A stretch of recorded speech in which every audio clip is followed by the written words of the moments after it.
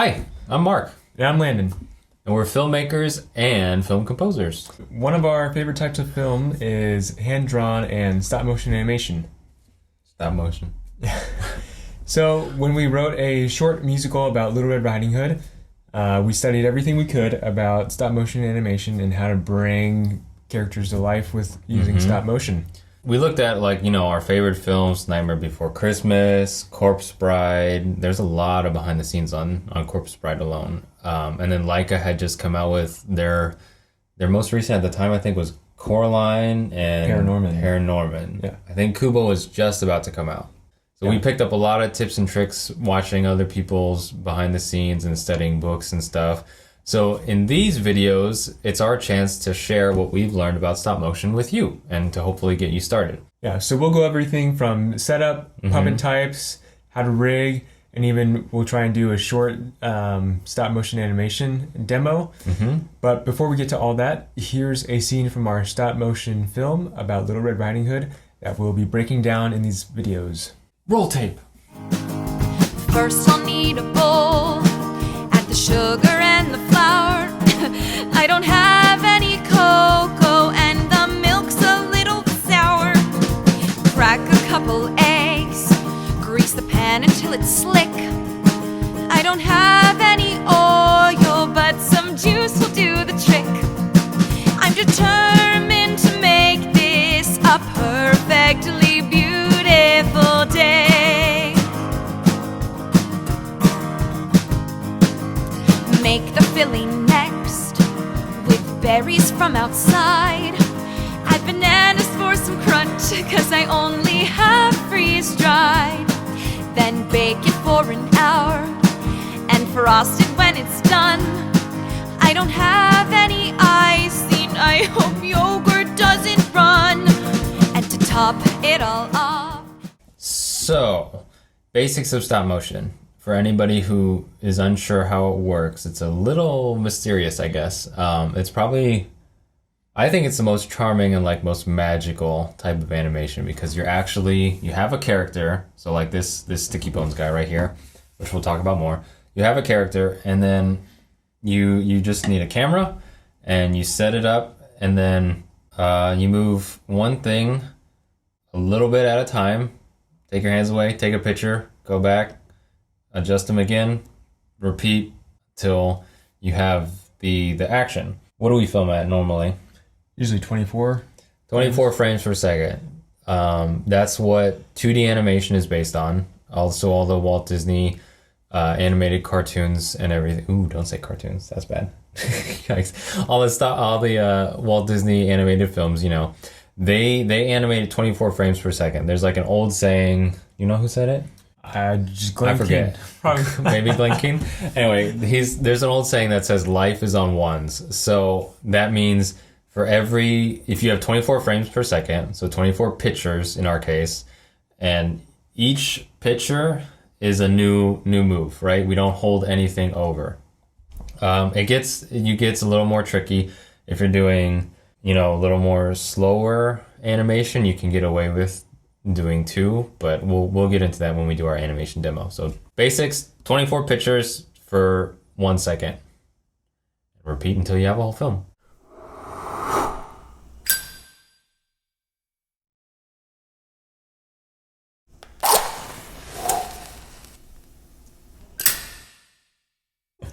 Yeah, That's easy, right?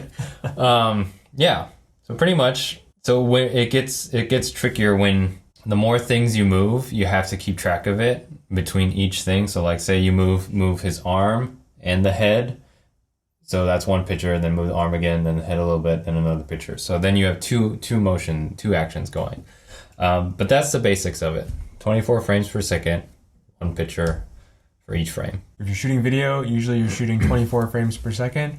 It's just the video is automatically taking 24 pictures for you. Yeah. And in this case, we're doing it manually. And it's also the same as other types of animation like CGI.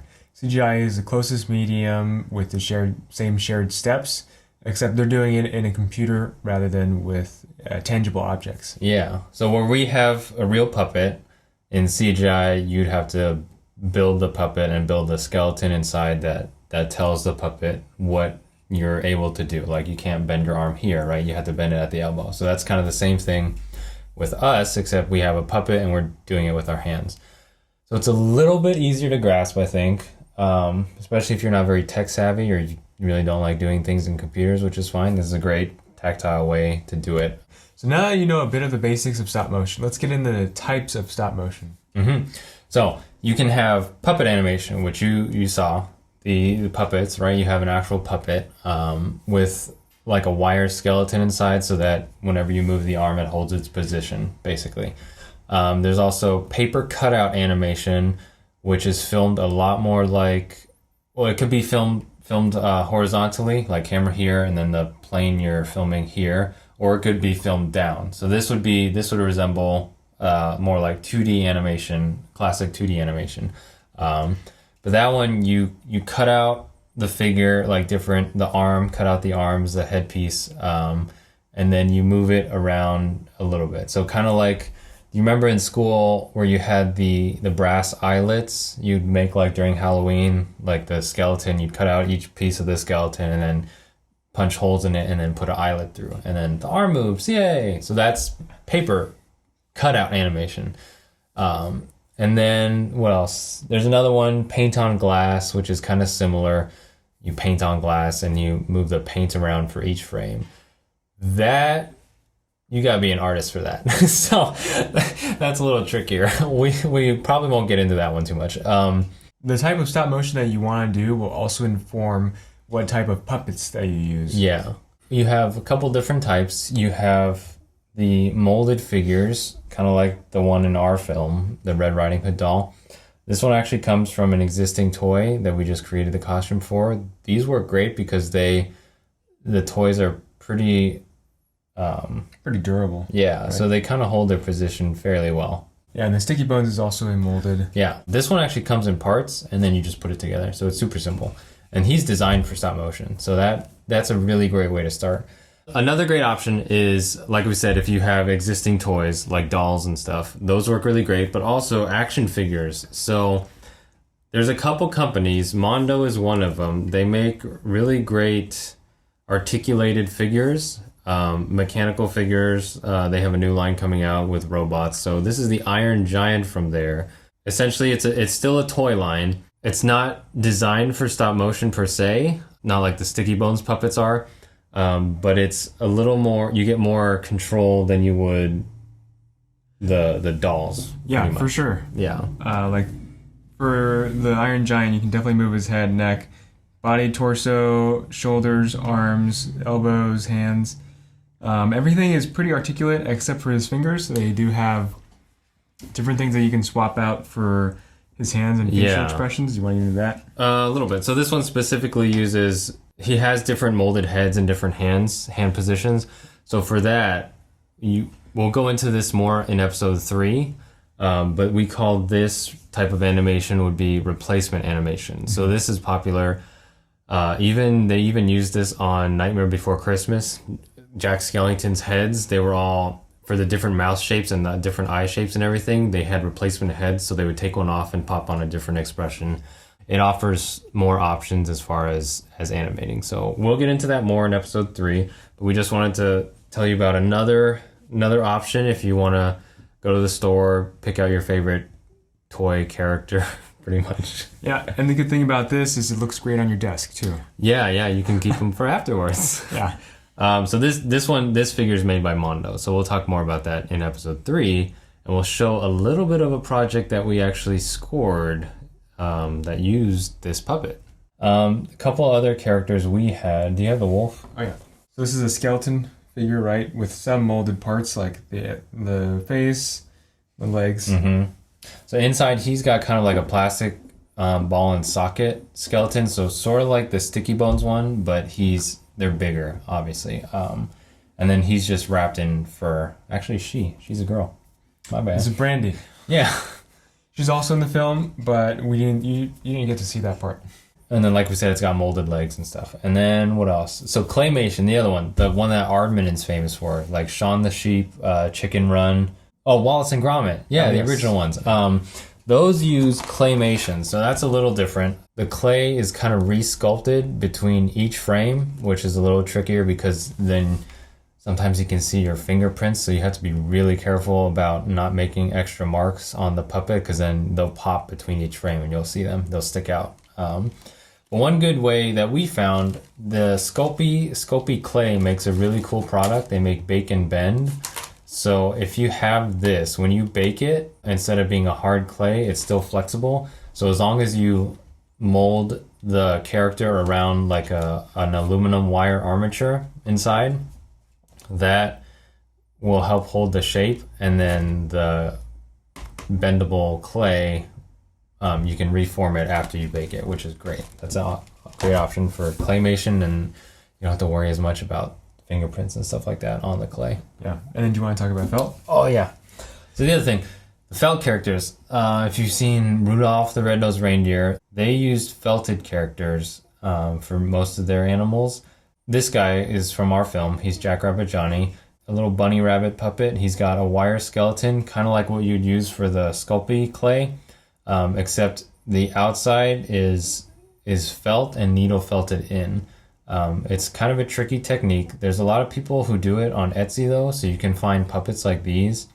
They're not exactly specifically made for stop motion, but they work pretty well. Yeah, and then we just costumed him with his little felt hat. Yeah, so there's a few types of puppets. Obviously we used a bunch of different ones, but you can really use anything. Yeah, I would say the molded and the clay are probably the easiest to get started. Yeah. So when you have your puppet, you need something to hold it up.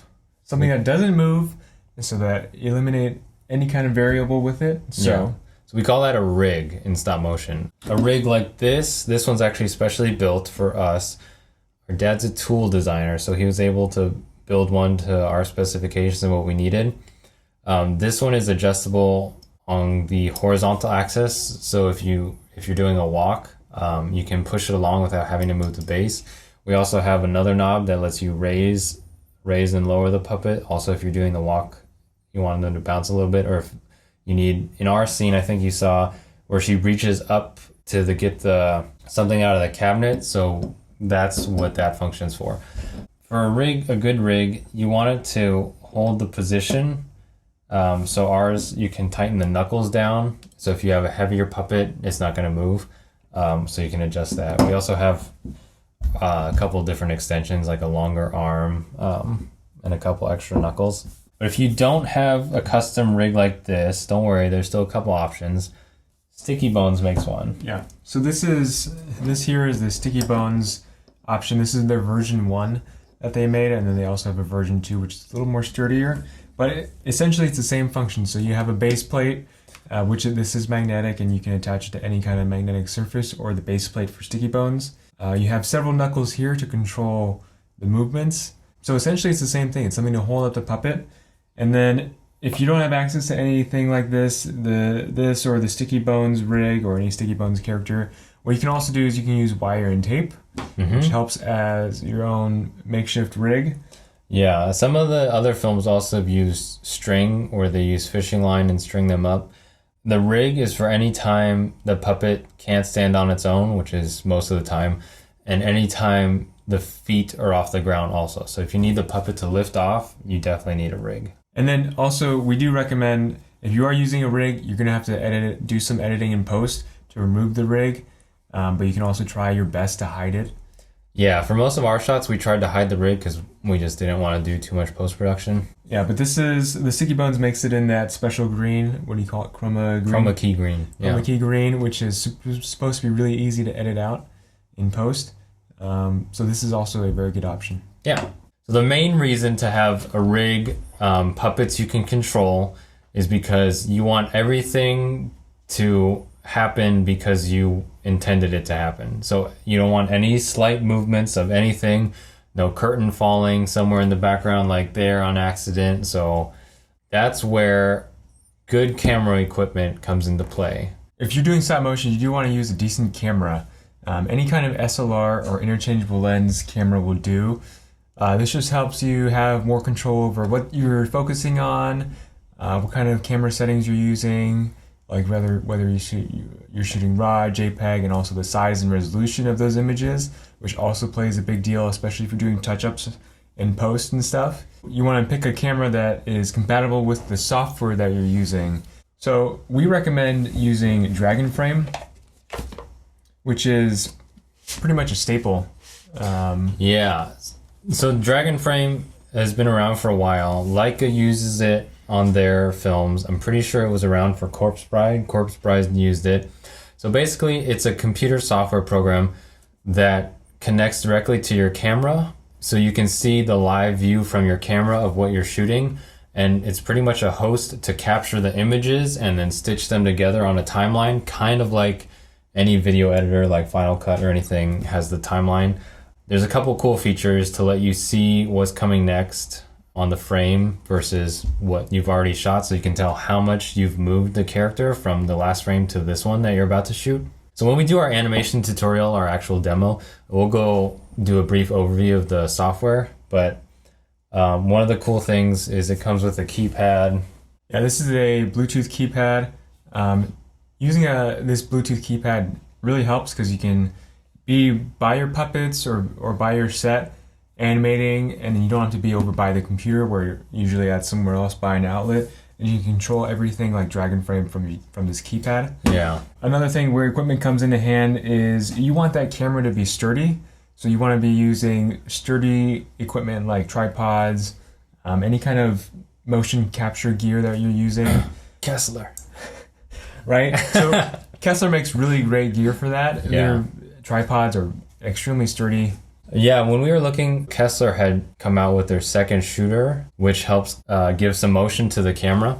So it works on a slider. So when we were looking, we knew we needed a slider for different camera shots, a strong tripod to put the camera and the slider on. And we also have a jib also, so we can get some of those cool crane shots. We actually have some Kessler gear behind us. Yeah. Over here. So this is their Cine slider. Yeah. And then the K-Pod. K-Pod, yeah. It's really sturdy, so it helps keep your camera still, and there's a lot of weight, so if you're on carpet, it sinks down into the carpet, and it's really fine. They also have different feet, like spike feet and everything. But yeah, we found that they're one of the best for stop motion, especially because they have so many motion control options, which we'll talk about later also when we do the demo.